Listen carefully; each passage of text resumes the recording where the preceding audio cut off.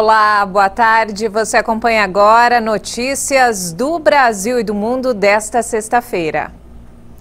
E a cidade de São Paulo está vacinando a população contra a gripe. Gestantes, puérperas, lactantes, idosos de 60 anos ou mais e crianças de 6 meses a 5 anos fazem parte dos grupos prioritários. A imunização contra a gripe está sendo aplicada em todas as 469 unidades básicas de saúde. A nova etapa de vacinação contra o vírus H1N1 tenta combater o aumento dos casos da doença no município. Apesar da vacina contra a gripe não ter ação contra a versão específica do vírus que tem se disseminado, a cepa Darwin do H3N2, a imunização ainda é importante para ajudar na proteção. Segundo a Secretaria da Saúde, não há necessidade de intervalo entre a aplicação da vacina anti-Covid e a vacina contra a gripe. As novas doses serão destinadas às pessoas que ainda não se vacinaram em 2021. Gestantes, puérperas, lactantes, pessoas com mais de 60 anos e crianças de 6 meses a 5 anos completos fazem parte do grupo prioritário. De acordo com a administração municipal, estarão disponíveis 400 mil doses fabricadas pelo Instituto Butantan. A previsão inclui o recebimento total de 1 milhão de doses. Em 2021, 4 milhões e meio de pessoas já foram imunizadas contra a gripe na capital paulista.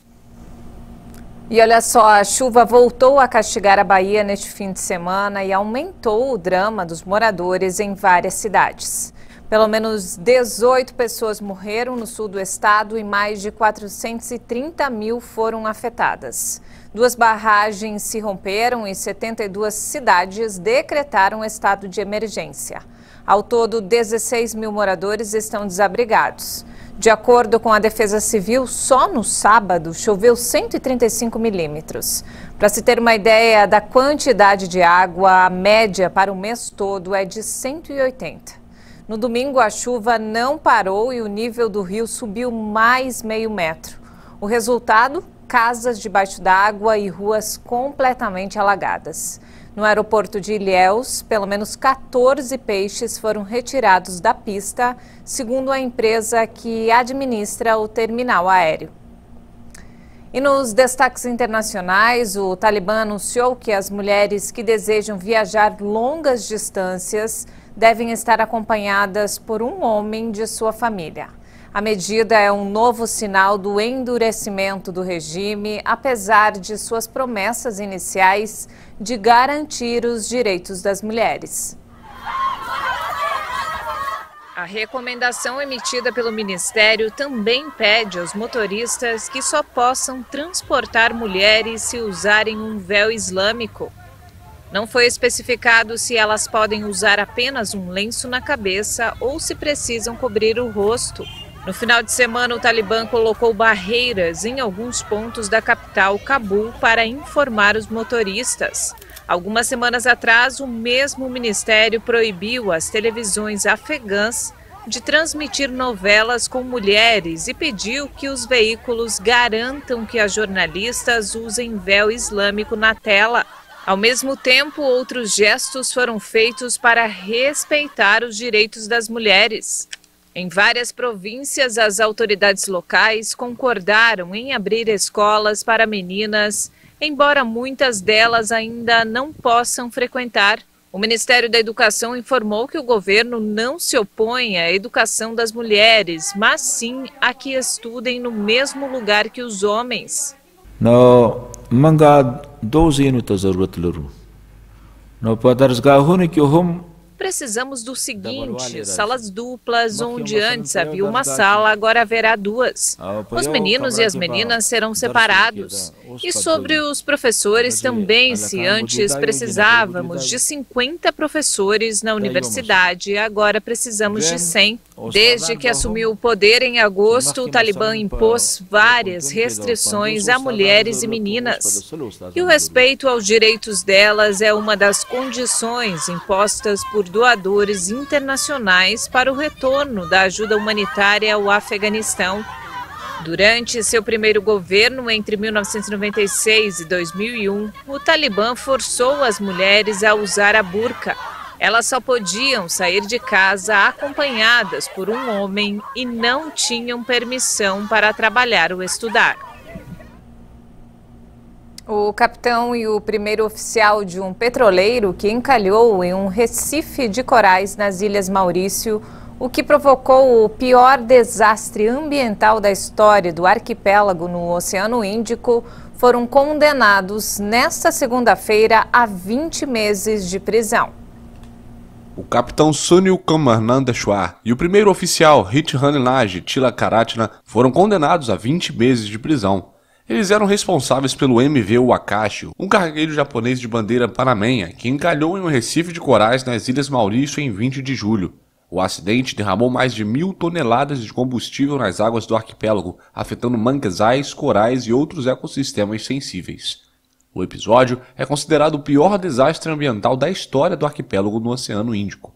De acordo com a justiça local, o julgamento chegou à sentença levando em consideração o fato de que os dois acusados se declararam culpados e pediram desculpas. O MV Wakashi viajava de Singapura ao Brasil com 3.800 toneladas de petróleo e 200 toneladas de diesel quando bateu no Recife, na costa sudeste de Maurício. Mais de 1.000 toneladas de petróleo vazaram por uma fissura no casco do navio antes que as equipes de emergência conseguissem remover o combustível restante. Assim como nós, os animais também são afetados por mudanças no clima. O verão é a estação mais quente do ano, o que deixa o clima ainda mais seco. É neste momento que todos os cuidados com os nossos pets devem ser redobrados para que não sofram com as altas temperaturas. O sol brilha alto lá no céu, temperaturas escaldantes. A sensação é de que parece mesmo é que tudo vai derreter. Se para nós fica difícil, imagina então para os animais, que são ainda mais sensíveis. É muito importante a gente monitorar, estar acompanhando os nossos pets, né, de perto.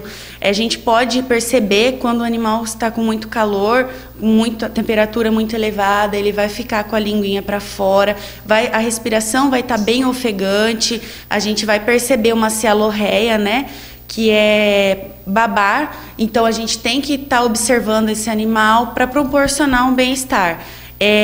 O paciente pode até apresentar um ataque cardíaco. Uma alternativa para tentar diminuir o sofrimento dos bichinhos é de oferecer frutas geladas, por exemplo. Além, é claro, de sempre colocar gelo na água que os pets tomam. Em animais de pelos longos, a gente orienta que seja mantida a tosa mensal, se for possível, né? Para controlar a temperatura desse paciente, mantê-lo em local fresco, arejado, água disponível em todo o ambiente, fresca, se possível, né? A gente orienta também até pôr pedrinha de gelo para a água ficar um pouquinho mais fresca por um período maior. Outro cuidado também que a gente tem que ter é passeios, a gente evitar passeios em horários mais quentes. Agora, o que preocupa também, além de todos estes cuidados que nós devemos ter em dias quentes, é o excesso de barulho, principalmente de fogos de artifício na virada do ano. De acordo com esta médica veterinária, algumas medidas de prevenção podem ser tomadas para que os cães, principalmente, sofram menos neste período. Os cães, eles têm muito mais sensibilidade, né, a ouvir do que nós, seres humanos. Então, qualquer barulhinho já é o suficiente para eles se assustarem. Então, nessa época de fim de ano, principalmente, que tem muitos fogos, a gente sempre aconselha o tutor a trazer o animal para junto dele. Então, deixar dentro de casa, colocar uma música um pouquinho mais alta e tal. Trazer conforto para esse animalzinho, e normalmente é junto ao dono, né? Para que a gente evite que esses animais venham a fugir, venham a se machucar. O importante mesmo é proporcionar qualidade de vida e bem-estar para os pets que já fazem parte da nossa família. E não temos mais tempo, essa edição fica por aqui. Mais informações ao longo da nossa programação. Obrigada pela companhia.